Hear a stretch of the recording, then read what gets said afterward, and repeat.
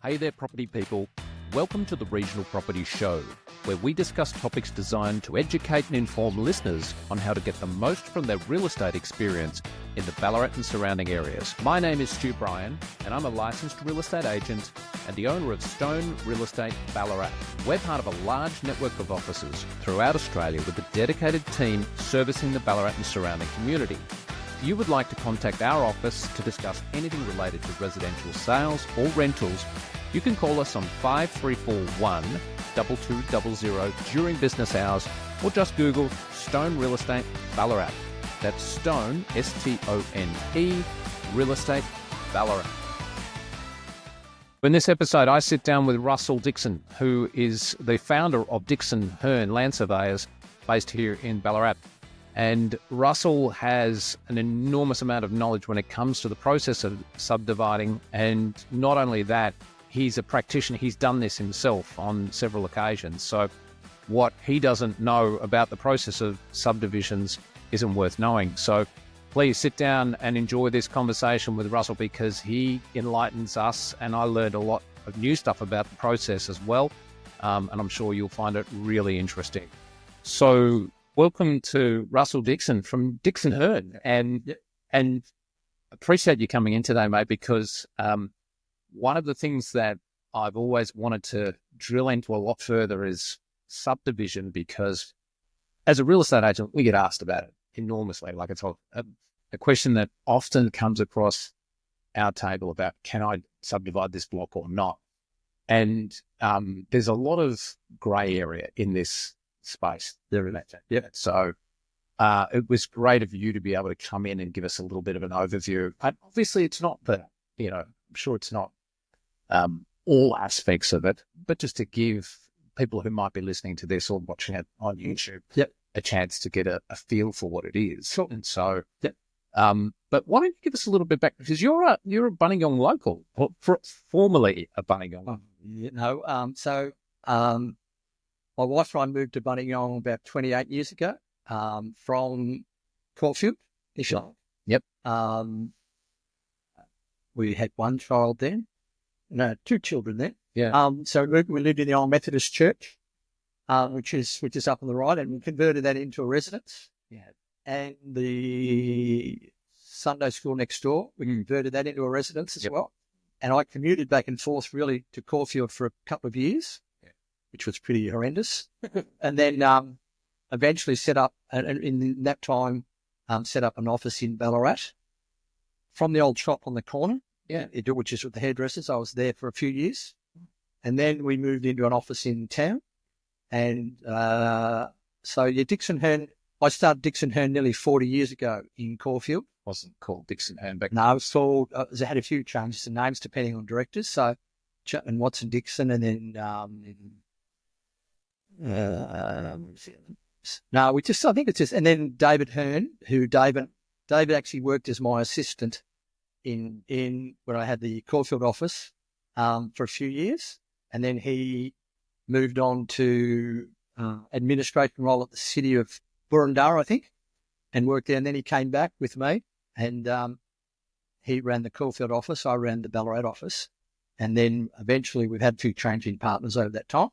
And then I actually got out of the business about 10, 15 years ago, but continued to work for them. And then Dave took over as one of the directors, along with another fellow who's Peter Dennis, who's in Caulfield and has an office in Bunya.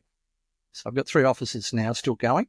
So 40 years has been the legacy of Dickson Hearn. So I asked them to change the name because it's time for me to move on, but they didn't. I don't think they wanted to change the letterhead. So simple as that. So you come in today after actually doing a little bit of work, because you still do some things. Yeah, I travel my wife and I live in Queenscliff now, and we travel back. I travel back to Ballarat probably on average once or twice a week to still do work, because the issue with our industry is that we're very limited in number of licensed surveyors. Yes. There's only, I think, a bit over 350 licensed surveyors in the state. The average age is 58 plus. And so therefore Dickson Hearn's advertised for another licensed surveyor for the Ballarat and haven't had one applicant in 2.5 years. So folks, if you're a surveyor out there and you're thinking about relocating up to the Ballarat office or Ballarat area, look it up. Well, if you look on Seek, there's no jobs. You just can't find them. Surveyors are rare as hen's teeth. So we find that very difficult. So I'm happy to come up, work 1 or 2 days a week. A lot of old clients go back 25 years or so, and then go home and do a bit of work from home. And it's a good mix for me. But we've lived in, quite a few houses in Bunnyong, but I've subdivided, looked at your current listing, Stu, and I reckon there'd be 20 or 30 of those lots that you're selling, who 5 years ago wouldn't have been there. When you look at the market, as we discussed, they were all subdivided by us as time goes on. So let's talk about that. Yep. So Dickson Hearn as an organisation are surveyors. Yep. So what does a surveyor do as part of, tell me a little bit about what your business actually does. Yeah, what we specialise in now, I suppose, is that we have clients would contact us either directly or through a town planner or through a recommendation from a real estate agent. And a client would ask us some generic questions about being able to subdivide their block, or can they subdivide it, or is it possible, or what the costs and everything else. So we provide them a service in that we give them a fee proposal, have a look at it, and then prepare do the survey work necessary. First of all, to get a planning permit for them in a lot of cases, and then that planning permit will give them an indication of what their requirements are to complete the subdivision. And then they complete those works over a period of time. Meanwhile, their real estate agent's knocking on the door saying, when is it ready? When is it ready? And those blocks are then made available in whatever period of time it takes. So we sort of guide them through the whole process, sometimes through the direction of a planning group, if you like, because a lot of people will go to a planner first. Town planner can still prepare the proposals that go to council on the subdivision, but only to get the planning permit, not to do the subdivision component of it. So there's a lot of people use the planner and others don't. So it's their choice. Yeah. So we'll step, I suppose, go through the steps, a bit more detail. Thanks. Yes. But what are the various types of subdivision? Because this word subdivision is thrown around a lot. Yep. So talk us through, I guess, what a subdivision actually is, and how people can kind of wrap their heads around it. So in the old days, there used to be various descriptions of subdivision. There used to be a strata subdivision, a cluster subdivision, a land subdivision, a building subdivision. All of it now comes under the Subdivision Act. It's all classified as a subdivision in various components. So when you subdivide a block of flats, for example, create titles for the individual flats, that used to be done under the Strata Act. It's now just done under the Subdivision Act. Cluster was an old form of sort of land subdivision where people had shared facilities and whatever else, hardly ever used, still done under the Subdivision Act. Building subdivisions, as you see when people buy a multi-storey building or a unit above a shop, or anything involving, say, a shop or whatever. It doesn't necessarily have to be residential. That subdivision comes under the Subdivision Act. So there are various forms. They all involve a surveyor preparing the documentation to satisfy planning permit, satisfy the council requirements, to satisfy the authorities, and that's fairly significant in terms of the authorities that are the referral authorities for each subdivision. I hope we can go through that later on. And say, for example, a building subdivision as well. And then once that documentation's finished, we prepare the information that is lodged at the titles office for the eventual issuing of the titles for each of those lots that have been created in the subdivision once people have achieved compliance. So what you're essentially saying is that we could have essentially someone with a backyard that they felt they might be able to subdivide and then sell off. Yep. Or it could be, multiple dwellings on the one lot, for example, that are somewhat connected but trying to go through a subdivision. Yep. Or it could be a multi-lot subdivision, actually. Yep. Okay. Yep. So the steps that one has to go through, I think this is probably the most uncertain element for the majority of people, is like, what do they do to go through a subdivision? And the people who I know who have gone through this exercise themselves, it seems to take an inordinate amount of time and frustrations that they experience along the way. Yeah. So step us through, I guess, on a high level, what someone who is thinking about subdividing would need to go through from that initial stages through to a completion, I guess. Okay. Well, just if you just use a two-lot subdivision as a simple example. Yeah. So a person has a house on a large block. Yep. That has the capacity to be subdivided. So that capacity to be subdivided means that the lot sizes that the surveyor creates have to be on a minimum, above a minimum lot size. Mm-hmm.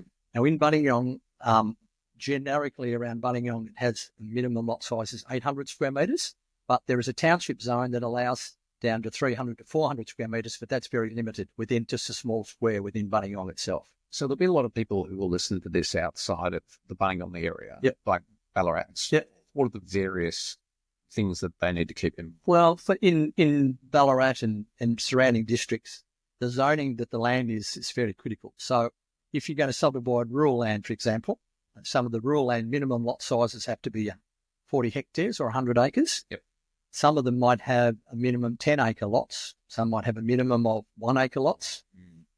Ballarat generally has lots that can go down from 300 to 400 as a minimum lot size. Some of them a little bit smaller, but very rarely.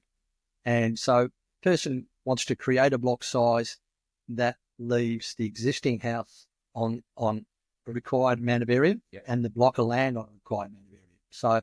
So you can, if you were living in Sebastopol or surrounding districts, generally you'd like to think that you've got a block that's roughly 600 to 800 square metres. That has the capacity to be subdivided into two lots as a starting point. Where do they get that information in terms of the determining, how lower size they need to go down to? Yep. Where would that information generate? So in the planning scheme, the Ballarat planning scheme. And that's actually located on the website? It is. Correct. Yeah. Yep. Okay. Yeah. Not easy to navigate, to be honest. Oh, yes. Yeah. Well, even as surveyors, we find it hard. It's sometimes difficult to navigate. So you can find that information. When you get a Section 32 or you buy a block of land, it will have some of that information in terms of what zone it is in the Ballarat planning scheme, general residential or whatever.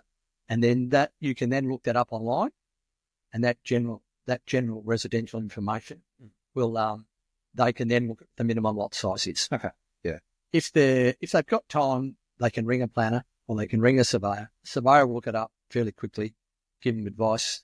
Most of the time that's free advice to say, well, if you want to go ahead, you'll need to create a block 400 square metres or 300 square metres. Yeah. And then they then follow that process. Yeah. Okay. Yeah. So a quick phone call could save them a lot of time. Correct. Yeah. Yep. Okay. Yep.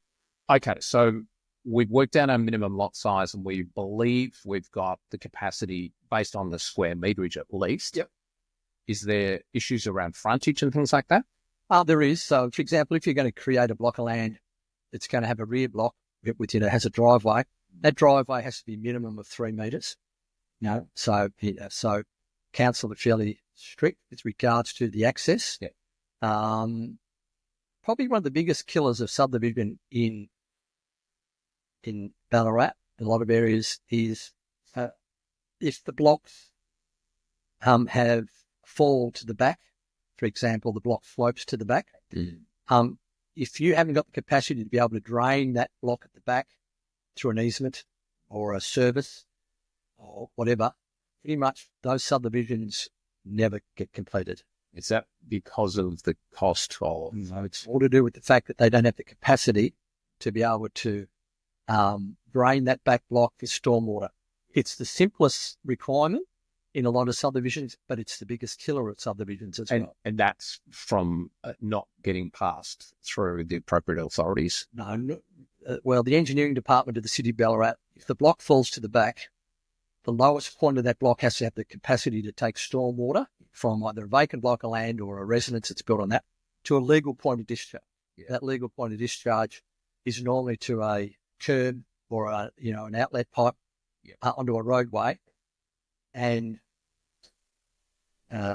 if the land falls to the back and there's no easement, that go through other properties, or it's too steep, whatever. They just won't get engineering to sign off on the subdivision, and it just can't go ahead. It just can't be completed. And unfortunately, a lot of people will get a planning permit, and without the consideration of the topography of the block, if the topography is ignored, they might waste, a certain amount of money and not be able to, complete the project. And it's a big kick in the guts for a lot of people that would like to subdivide but can't. Yep. Okay. Gotcha. All right. So we've determined access, we've determined slope, we've determined the size. What's next?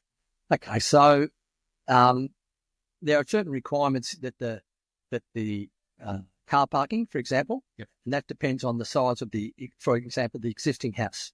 So if you've got an existing house that's got 2-bedroom, council are normally comfortable with 1 car parking space. If you have 3 bedrooms, they normally like to have 2 car parking spaces. Sometimes that car parking space has to be covered, so a carport or a garage. If it's 2-bedroom, they're comfortable with just having a parking space. That parking space is normally, 2.6 by 5 metres. 2.9 by 4.9 is the minimum. Okay.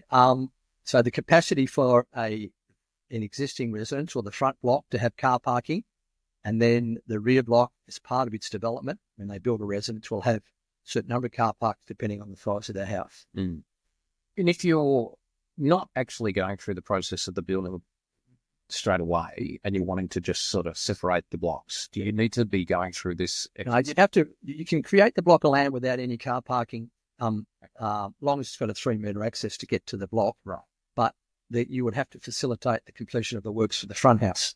So in order for someone to sell off the backyard, they'd have to complete the works to create car parking for the house. Yes. So that might mean a crossover. Correct. Yep. Yeah. Okay. End walls, crossover, hard standing area. Sometimes it's a concrete requirement. Most of the time it is. Okay. And if they're going to go to the agent and say, look, I want you to sell that house, I want you to sell that block of land, how they present that is fairly critical. Yeah. You know what I mean? Yeah, absolutely. It's pretty important. All right. So you've established that you can do this, worked out the car parking on the existing block, for example, if it's an existing home. If it's just a block of land, a separate block of land, it's just then a case of... Just a crossover. Yep. Okay. No cut. So I'm only talking about if there was a house existing. But if you're creating 2 vacant blocks of land, it'll require the crossover for both blocks to be completed. Okay. Does that actually need to be done prior to the subdivision, or is it a part of the works that would ultimately be, once this is done, it'll get signed off? Yeah. So when the people apply for a planning permit for subdivision, that planning permit process is you provide the information to council. They send that out to the various referral authorities, including their own internal engineering department and whatever else. And then that planning permit has a statutory time of roughly 60 days for each of those authorities to send back in what their conditions or what their requirements are for that subdivision to be completed. And so those requirements would come from engineering, which would be drainage, crossovers. And then you'd have your referral authorities such as Power Corps, your referral authorities, Power Corps, Central Highlands Water, I'm trying to think of a couple more. Various councils have various other authorities that they send them out to. It's sent out to gas, but some of those aren't requirements. They're just for consideration. NBN is one of the referral authorities. Okay. Those referral authorities are the ones that are going to provide instructions as to what would need to be done in order for the split to take place. Yes, it's fairly generic. So they will respond to council when the information is referred out to them. They will come back to council and say, our requirement is that power has to be supplied for both blocks, but the developer or the owner then has to then go to Power Corps or through their surveyor or whoever their consultant is in order to find out what they have to do, and they have to engage a contractor and pay fees. Then they'd have to get a contractor, for example, to do water tappings, someone to do the drainage requirement, someone to do the crossing. So each of those authorities put in a general condition, which is in the planning permit, and then it's done what we call through the sphere process, which is an electronic lodgement. Everything's done through that. And then the people would get a copy of the planning permit, and it would have a list of all of those requirements. Their surveyor or their planner would say, okay, you now need to deal with Power Corps TXU, NBN, engineering, etc. And each of those have requirements. And that's the time. That's what the killer is. So when people decide that they want to continue on the process to complete the process and get titles issued, some of those things can take forever. Engineering can take a long time. Power core can take a certain time. Central home water take a certain time. So you can engage contractor to do it, but then you've got to get a contractor to do water tapping, and you've got to do a contractor to get the power core done. So all of those things are untold time. Yeah. Okay. It's fairly general. Yeah. And the whole process, if you're lucky and you got a planning permit and you went as quick as you could through all of those requirements for a standard 2-lot subdivision, your minimum time will be 3 to 4 months. Can take 6 to 12 months. Right. Right. And that's a lot of the times it's because it's a frustrating process. Engineering might come back with extra requirements. So, okay. So preempting what they come up with is difficult to do. it is. Yeah. It's very difficult to give people a time frame. You can say, we can hopefully have a planning permit for you in 2 to 3 months. That planning permit then will have certain conditions you need to satisfy. Here's the list of all of those authorities that you need to speak to, including the council. And then once you deal with each of those, and they then have to inspect the works, contact council through the SPEAR process, and advise them that they're satisfied that the works have been done, for example, power core or Central Highlands water. And then once all of those are ticked off, council will then do the tick off and issue statement of compliance. Subdivision then is lodged at the titles office, and that titles office process is about 10 to 14 days. So, just to divert ever so slightly, one of the things that I've been hearing about in relation to the government trying to speed up this process, what needs to be done? Like, how can we, if we were in a position to influence, bureaucracy to make changes that would make this process more streamlined, what do you think would need? If it was your decision, if you had the capacity to influence this, what would you be doing? I think you can only speed up the planning process. The rest of this, they can't. I don't ever see government being able to influence the private, the corporations such as Powercore and several authorities, all those authorities, to make their processes any quicker. They deal with it under statutory time, and they deal with it under the demand of how many things they've got in there to deal with at the same time. And you're saying that the planning process, there's a statutory 60-day process. That's a minimum. Okay. You permit. So someone might lodge for a planning permit, and then in that planning permit, then it might come back and say, excuse me, you've got to deal with the BMO, which Bunnington, for example, has. So Workflow Management Overlay. Thank you. So you need a report done, and that report's prepared by specialists. And they can take a certain, I don't want to say what their time frame is, but it depends how busy they are. They can take a certain amount of time. It costs a certain amount of money, and that has to be done and put in before the planning permit is referred out. So, and then there's the big one that people try and avoid all the time, this cultural heritage management plan, for example. If it comes underneath, then you need to get the experts in to do the report and do the testing and do it. That process can take 12 months, 2 years. Goodness. So the bottlenecks appear to be the authorities, essentially. Yeah, that's not putting it on the authorities. Not holding it up in any regard. No. I'd just say that is part of that's part of the process. It's a process that's got various steps and requires every single one of those steps to be ticked off for it to be, a completion of a subdivision with compliance.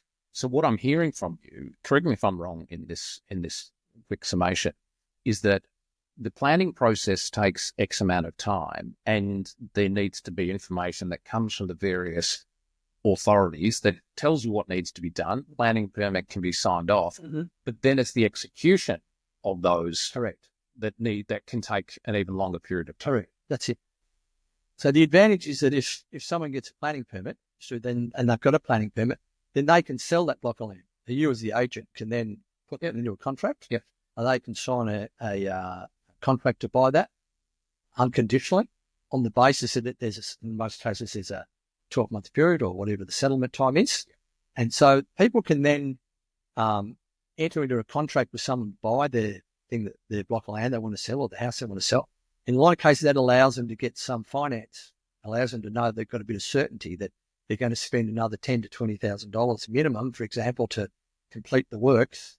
Then they've got to, once those works are completed and we have compliance, in 2 weeks' time after that, and then another 2 weeks, they would have settlement and they would have their, they have their funds back from the subdivision process. So that's where a contract of sale is written up for a block of land, and it's subject to title being issued, and then it settles 2 weeks after title's been issued. Yes, that's it. Yeah, correct. Yeah, familiar with that process. Yes, I come across that before. Yeah, but a lot of independent, owners and vendors around the place probably don't sort of think about that process, and they probably go through the process of thinking, okay, I need to get this completely separated and have it in a build ready state so that the agent can go and sell it. That's not necessarily the case. No, they can get to a planning permit stage and then engage an agent. Yeah, and I understand people wanting to present it as best they can. So when someone's going to get a contract that's going to come in and dig up the driveway to put in power or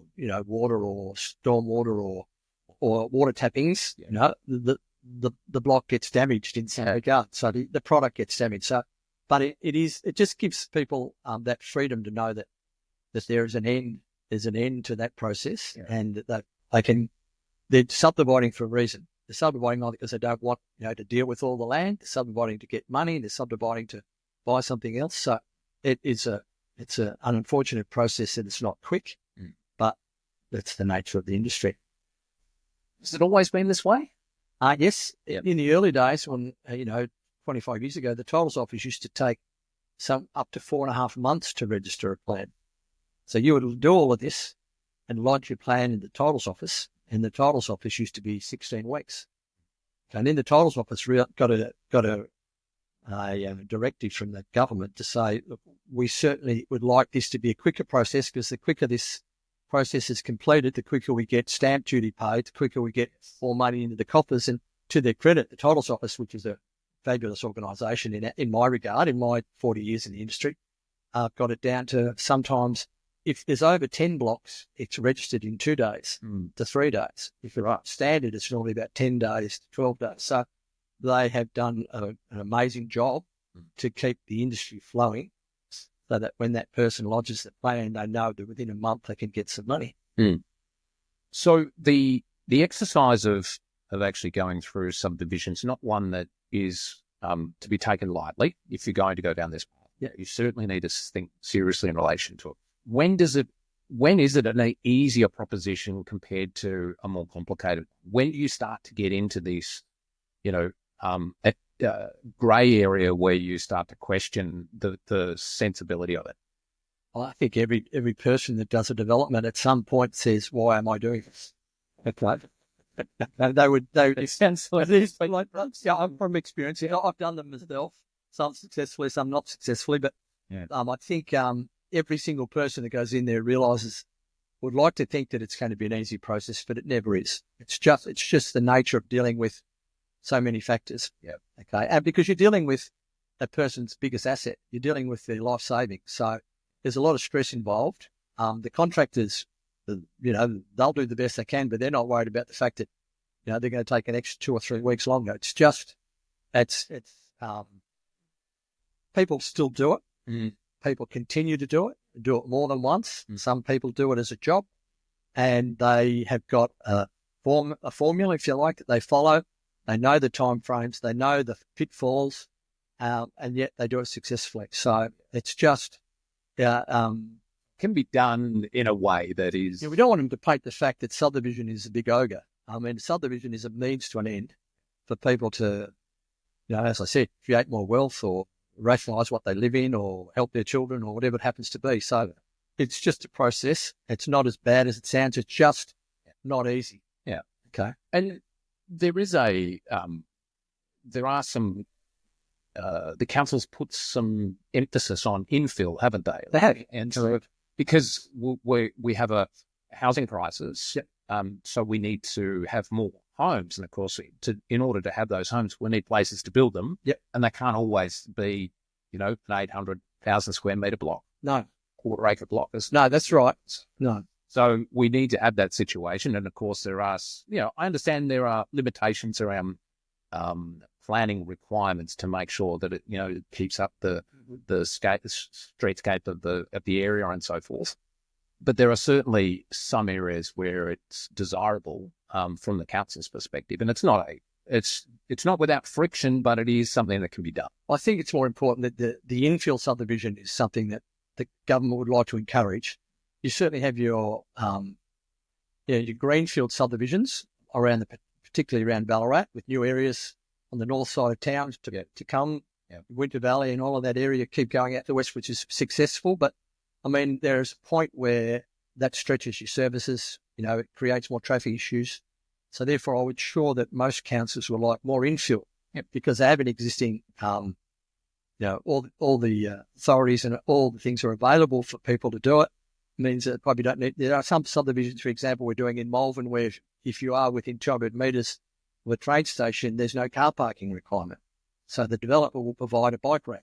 Right. Probably not the bike that you would ride, Stu, but they provide a bike rack, if you like, so that the councils are realising that we can't always satisfy a 3-bedroom unit with 2 car parks in a multi-storey. Otherwise, we're digging massive holes. Yeah. So there are certain criteria, which means that the council being more open-minded to infill subdivision, and it's based on availability of services. And services is more to do with being able to move people. So, as I said, if you've got those greenfield subdivisions on the fringes of big cities and towns, and Ballarat, for example, that does create traffic issues, and at some point they would require some upgrading. Buninyong, I don't think hasn't got that issue, because it has fantastic road access, in all directions, if you like. But I think the government would like more people to live in a city, because then they're not having to extend their services and create more open green fields and parks and whatever else. Yeah. One of the things that we hear from people a lot is it's not just about the services; it's also about the networks and the connections and their connection back to the community and so forth. Yes, and I'm just using Buninyong as an example today. It's challenging for people to be able to get a small block with a 2 or 3 bedroom apartment unit or a house that they can downsize to, and it is hard for them because there's just not that many opportunities based on the zoning sort of structures that we've got. No, there's a history that goes back, like the Buninyong, when it was its own shire. I mean, it was pretty adamant that it wanted to maintain a certain lot size, so that it wasn't, a new Winter Valley or a new, highly populated area. It wanted to maintain that little bit of open space and the size of the blocks, which is what the attraction has been for Buninyong for a long time. And I know that that's attractive to a lot of people, but it's limiting to others. I understand that. So the township zone, which is very small, allows a few units, but once again, it's demand. Yeah, very much so. Yeah. So we go through the planning stage. We're back to those stages, Tom. Yep. So we've gone through the planning stage, and planning comes back and says, yes, you can go through the subdivision. What's next? So then hopefully they're in communication with the surveyor on a regular basis, and they would be asking the surveyor, what do I need to do? So the surveyor will send them a checklist and say, these are the things you need to do. And they would be contact Powercore. Here's the contact for Powercore. Yep. Powercore will come back and make a request for you to pay, sign a letter of agreement and pay fees. And you pay those fees, and the Powercore will then organise to put the new pits in, for example, as part of the power system. Yep. Central Highlands Water will come back with a letter of offer. That letter of offer from Central Highlands Water will be payment of fees and the necessity to engage contractor to provide stormwater or to do the water tappings or whatever, and et cetera. You pay NBN, you pay them a fee, and they come out and provide, at the first stage, normally just a cable, in other words, where the supply will come when their residence is built. They don't put the services in at that stage. And same with some of the other authorities. So you that's a checklist, and each time they're done, normally that it's uploaded in Spear, which the surveyor has control of, and most times he can see if they've dealt with it. And and can ring them and say, look, I've had a call from the council saying you might need to do X, Y, and Z. Council might come back and say, would they like the crossing? So therefore you've got to go and get a crossing permit, pay your fees, engage a contractor. Normally they will provide a list of contractors who can do the end walls or the crossings, depending on the nature of, Ballarat, for example, it's got the bluestone curbs, which are fairly sensitive and heritage related. So, and then there'd be the report for the BMOs. Yeah. Sometimes the authorities will come back and say, you've got to add to that plan of subdivision an easement across the back for drainage, or you've got to create one for easement away for someone to be able to drive. Like there's never a clear cut example that this is how it will work every time. So then the people will then be frustrated, unfortunately, because that process just does take time. And then they will satisfy each of those requirements and then speak to the surveyor. He'll check everything's okay. And then it'll get to the point where everything's satisfied. Surveyor will then prepare the legal documentation, which is the field notes and records and plans and reports. And then we'll send it to the client's solicitor, who will then contact the owner and say, you need to pay these fees. Mortgagee's consent, for example, if you've got a mortgage, to lodge it at the titles office. Once that's lodged at the titles office, then in the hands of the solicitor. Right. Okay. So, and at that stage, once everything's paid up and it goes to the titles office, splits the title, you've essentially got 2 blocks. Yeah, with new volume folios. If you've got a mortgage, then your mortgage might stay in both, your mortgage might stay in one. They're all things that are controlled through the solicitor or the conveyancer. And you can sell off the plan type of situations, can't you? You can actually go down. Once you've got a planning permit, yeah. Only because under the Sale of Land Act, there are certain requirements. And if there's a planning permit, the planning permit is part of that documentation, that contract is legal, binding, and enforceable. Yep. If you don't have a planning permit, it's a very generic person generic. So I didn't know I had to have a driveway to get to the block of land, or I didn't know I had to put in a pit, or so the planning permit is a document, or a legal document that pertains to that block of land and allows that contract to be enforced. And a lot of people would like that, that confidence that that's the case. Others want to wait till it's finished, because, when things are booming, you don't want to sell a block of land if it's going to increase by another 10% in 6 months or whatever else. It takes you 6 months to do it, I might get more money. Like it's everyone's own circumstances, their own. Yeah. Okay. I was going to ask you about the timelines, but you made it quite clear that that's really difficult to pin down. Well, if you started the subdivision and you could get your planning permit and everything done, realistically within a period of 4 to 6 months, you'd be doing really well. Okay. I'd like to think that has happened in some cases, but mainly because there's probably already services that are available to the land or the block of land which don't require upgrading or any extra or whatever. Okay. So I'd hate to tell people that, it's always going to cost that in time, but that's on average. Now, I've been doing it for 40 years. I don't see it ever changing dramatically in that 4 to 6 months. 6 months is pretty much an average. How long do you think then someone should, in their mind, and obviously patience is a key here, because things will go wrong from time to time. And as much as we would all like things to happen at a specific speed, they don't, we're relying on other people. Yep, correct. It's about making sure that you have a level of patience and funding to accommodate that.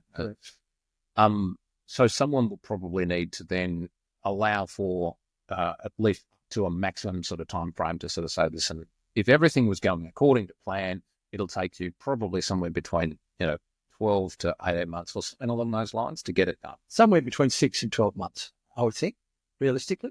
Yep. Now, obviously, the disclaimer in here is that, it depends entirely on the circumstances and on the service providers and the authorities. And the block of land and what's available. Does that block of land require to have vegetation removal? Is there a VPO, vegetation protection overlay, which means then you've got to get in an expert to say what vegetation can be removed, and then council will ask you, you've got to replant X, Y, and Z, or you've got to make a donation.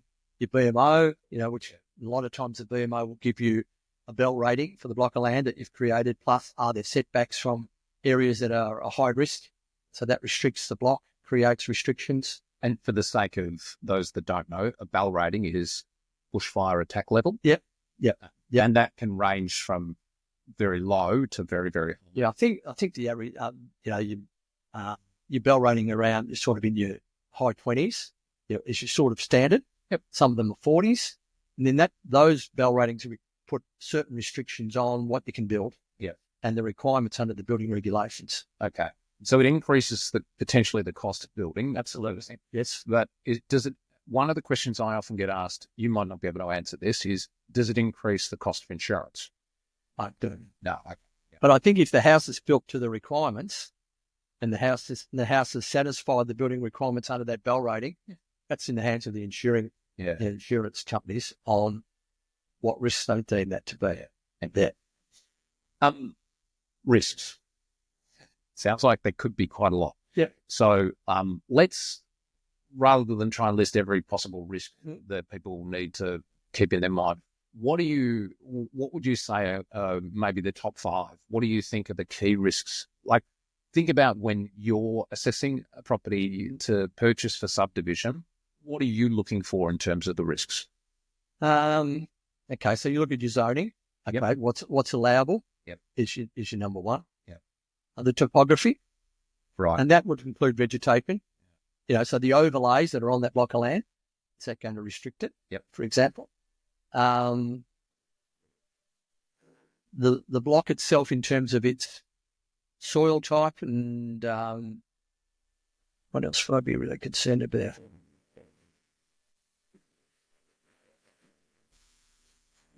The availability, of the services that are near that block. Yep. For example, is the water main, stop halfway up the street? Do I have to extend the water main? A lot of, particularly in Buddingong, will there be a requirement from council to upgrade the road, for example? Luckily, council in Buddingong, they want to try and maintain those gravel road to give that sort of country feel, if you like.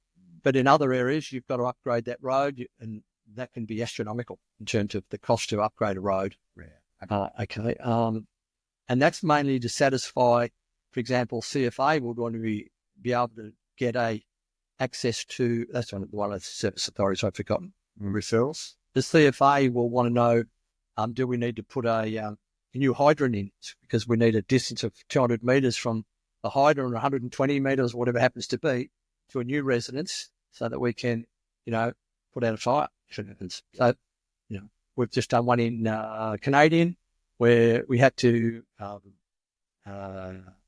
extend the stormwater and the it's just 3-lot subdivision, fairly standard. Extend the stormwater to an adjoining subdivision, $180,000. Goodness. Water main had to be extended. The hydrants had to be put in. So it went from subdivision was going to cost $40,000 to $50,000. The subdivision cost $240,000 to $250,000. But the block sizes on that reflect that, they're big blocks that will hopefully sell for reasonable prices. But it's just an example that when you're looking at something, all of those issues are really important. And that information partway through can be heartbreaking. It can, and that's depending on what you've paid. Yeah, correct. That's right. Yeah. So it all has to be taken into consideration with the dollars at the end of the day. Depending on what it's not a cheap exercise for the Joe citizen that wants to just subdivide their block of land. It's not necessarily that they've got $40,000 to $50,000 available in order for the process to be completed. Yes, and we find that very, very often that the people will just get a planning permit and sell then the development or the whole thing with a planning permit, and someone with a bit more money will buy it. The planning permit has increased the value of the site. We find that in most cases, if it's a planning permit, it would add 20% minimum to the value of the property because people know what they have to do a subdivision. They've got approval for it and know that in 3 to 4 months' time, if they're quick, they could then complete the subdivision at their cost and rationalise it. So, I find a lot of people will just get a planning permit because the planning permit might only cost them average $5,000. Council fees, planner, survey fees, just a basic. That's a very generic figure, but that way, that $4,000 or $5,000, if you like, might add 20%. Yeah. Government. Okay. Yep. That's worthwhile. And in terms of, you've sort of highlighted budgets in various different stages, and I guess it depends on the volume. Like if you're doing a 1:2 or a 1:3 or something along those lines as well. So, and I've heard this figure bandied around that, you need to budget for about $50,000 per lot for a subdivision. That used to be in the old days when you were doing multi-lot subdivisions. Yeah.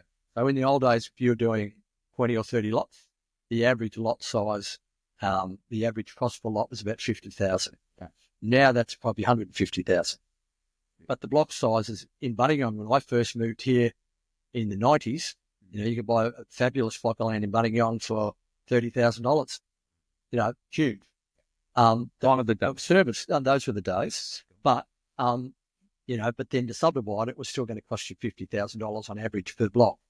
Okay, but now the blocks in Bunningong were worth X, but it might cost. And I'm really talking about that generic $50,000 was more for multi-lot subdivisions. Was never really used for blocks, say 5 lots and under. Sort of 10 lots, 20 lots, 30 lots. That's sort of a general. That's what we call it, sort of a multi-lot subdivision, rather than a little 3 or 4 lotter. That's not. You can't use that as an average. Talk to me about owners' corporations and when they need to be a consideration. So owners' corporations in most cases are used because there is common property. For example, or an owner's corp, there's common property. So in a lot of cases, people don't want to create 2 driveways. They want to share the driveway behind one block to another. So they have to create common property. That common property is then covered by an owner's corporation, for which the 2 owners, if you like, are responsible based on a ratio, normally 50-50, if you like, on the insurance, maintenance, and whatever else, and the requirements to maintain that common property. Sometimes you can, if you're lucky, you can get a service authority that will allow you to run a service. It's not power core, but say, for example, Central Highlands Water, if you do a water supply or something else, you can have an owner's corporation, if you like, with no common property, just that they know that it's an owner's corporation that is responsible for water supply or whatever it happens to be, that they believe there's more powers under the Owners Corporation Act than there is under the Subdivision Act. Right. Which is interesting. Yeah, so they will allow people to provide services through one of the lots, which normally you can't. You don't want to create common property because common property scares people. Mm-hmm. It's great for insurance companies and whatever else, but it scares Joe average client. And if you can then just have a supply where there is an owner's corp that is responsible for that, and then they then could say, okay, well, both you owners, you have to do something about it. There's an issue with it, for example, where one could say it's nothing to do with me, it's not my water supply. So it's not used very often with regards to that. So that's just a new thing, if you like. We sort of find that, but it's more common in development and use permits where people are going to build houses or units or flats, and they're generally creating a common property driveway, if you like. It's this one driveway which is 3 to 4 metres wide that provides access to each of the garages for each of the units. It's constructed in concrete and has proper drainage and all the requirements within it. And then the Owners Corp is created in the Subdivision Act, in the subdivision, as an extra feed at the end of the subdivision plan with the Owners Corp details, the special rules, if there are special rules or standard rules. That is a minefield, unfortunately, for a surveyors, the Owners Corp. And then the ratio of ownership, if you like, and costs, for insurance and, for if any works need to get done. It's very common in Ballarat, not very common in Bunningong, unless people have done unit developments, if you like, that share the driver. But, I can't remember doing an Owners Corp plan in Bunningong for the last 25 years, to be honest. So if there was a subdivision there, for example, let's talk about a simple block, which was a couple of thousand square metres, and the capacity was to divide it into 2. if they were on a corner allotment, you wouldn't need something like an owner's corporation, mainly because they've got their own access, essentially. Yeah. You try to avoid them most of the time, but a lot of people find that as a developer, you only want to do one road, you only want to do one crossover, you only want to do one driveway. And if the people are, but then you're limiting the market to someone sharing a driveway with someone that, both in and out. The driveways aren't normally 6 metres wide, so you've got passing lanes. They're normally limited.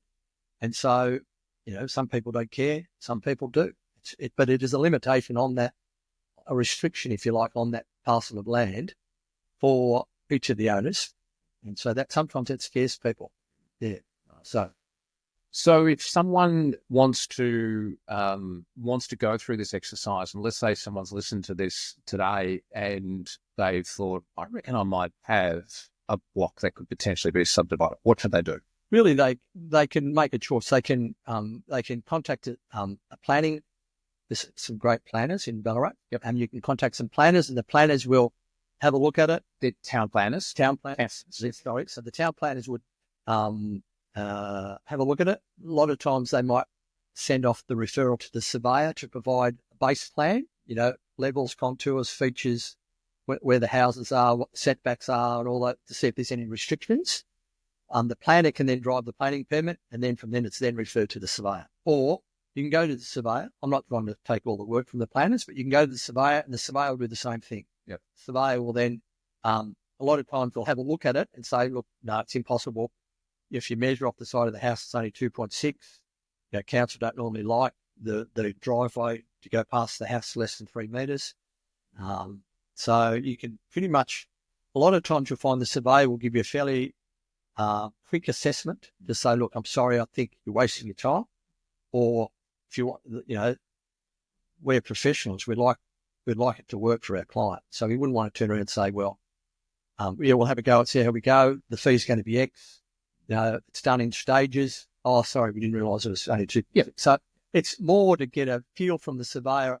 Normally they'll go out and do a quick site inspection or meet the owner on site, have a look at it, find out what the owner wants, what their ideas are. Do they want to give the existing house, for example, a big backyard, or do they want a small backyard, or do they want the car parking X, Y, and Z? And then you can come back to them and give them a bit of assessment. Now, I've done many times that I've walked out and looked at the block of land and said it's false back, knowing there's no drainage, knowing it's far too expensive to do, a pump system where you pump lift station. If you don't do that, that's too expensive. They're $50,000 a pop. Wow. And you've got maintenance for pumps and all that sort of stuff. So there's owner's corps and everything else to maintain everything. So you can turn around and say, look, I think you can have difficulties, and you can save them a lot of time, a lot of angst. Yeah. So, but I'm not trying to say that the surveyor, a lot of people will do their own homework, will do their own submission. We get an awful lot of clients that have done their own town planning, done their own sketch plan, done their own levels.